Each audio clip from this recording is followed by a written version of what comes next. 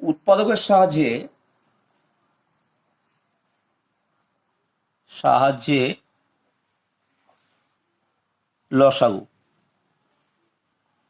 লসাগু পুরো কথাটা আমরা বলেছিলাম, তোমাদের হয়তো মনে আছে সকলেরই। লঘিষ্ঠ সাধারণ গুণিতক। তাহলে এই উৎপাদকের সাহায্যে লসাগু আমরা কিভাবে করব, একটা আমরা উদাহরণ দিই, তাহলে আমাদের বুঝতে একটু সুবিধা হবে। যেমন 4-এর একটি অঙ্ক আছে, 4-এর আমরা 6 নম্বর অঙ্কটি আলোচনা করছি। দেখো, বলছে P square plus 2p, 2p to the power 4 plus 3p cube minus 2p square. আরেকটি সংখ্যামালাও এখানে দিচ্ছে, 2p cube minus 3p square minus 14p। অর্থাৎ তিনটে এখানে সংখ্যামালা আমাদের দিয়েছে। এই তিনটে সংখ্যামালার আমাদের কি করতে হবে না, লসাগু বার করতে হবে। তা আমরা যেমন প্রথম সংখ্যামালা করেছিলাম, প্রথম সংখ্যামালা আমরা লিখলাম পি স্কোয়ার প্লাস 2p। তো পি স্কোয়ার প্লাস 2p, এই দুটোর থেকে আমরা p কমন নিতে পারি, তাহলে p প্লাস 2 হয়ে গেল, থাকুক এই অবস্থায়। দ্বিতীয় সংখ্যামালায় আমাদের যা দেওয়া ছিল সেটা আগে লিখে নিই। 2p to the power 4 plus 3p cube minus 2p square. তাহলে এই তিনটের থেকেই আমরা একটা কাজ করতে পারি, পি স্কোয়ারটা কমন নিতে পারি। তাহলে 2p square plus 3p minus 2। দেখো, এবার এই ব্র্যাকেটের মধ্যে যেটা এসছে এটাকে আমরা উৎপাদকে বিশ্লেষণ করতে পারি কিনা সেটা দেখতে হবে। তাহলে এখানে 2, এখানে 2, 2 দুগুণে 4, 4 ভেঙে 3 আনতে হবে। হ্যাঁ, তাহলে 2p square plus 4p minus p minus 2। তাহলে এবারে আমরা এখান থেকে লিখতে পারবো পি স্কোয়ার যেমন ছিল থাকলো, এইটা দুটোর থেকে 2p কমন নিলাম, থাকবে p প্লাস 2।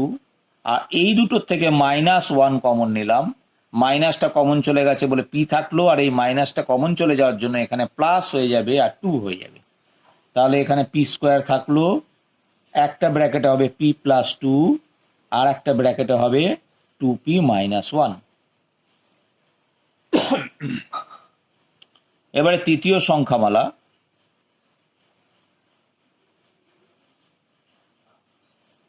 সংখ্যামালায় কি বলছে না, 2p cube minus 3p square minus 14p। তাহলে এই তিনটে সংখ্যামালার থেকে আমরা p একটা কমন নিতে পারি। p একটা কমন নিলে দেখো 2p স্কোয়ার হবে, মাইনাস 3p হবে, মাইনাস হবে 14 বা 14। এখন এই ব্র্যাকেটের মধ্যে যেটা এসছে সেটাকে আমরা মিডিল টার্ম করব। তাহলে p ইন্টু মিডিল টার্ম কিভাবে করব, দেখো এখানে 2, এখানে 14, তাহলে 14 আর 2 গুণ করলে 14 গুণে 28, 4 আর 7, 4 7 28, 7-এর থেকে 4 গেলে 3। হ্যাঁ, তাহলে এখানে আমরা লিখব 2p square minus 7p plus 4p minus 14। এবারে p যেমন ছিল থাকছে, প্রথম দুটোর থেকে p কমন নিলাম, তাহলে 2p মাইনাস 7। পরের দুটোর থেকে কমন নেব 2, থাকবে 2p মাইনাস 7। তাহলে একটা ব্র্যাকেটের মধ্যে হবে p প্লাস 2, আর একটা ব্র্যাকেটে হবে 2p মাইনাস 7। তাহলে আমরা তিনটে সংখ্যামালাই বার করে ফেলেছি।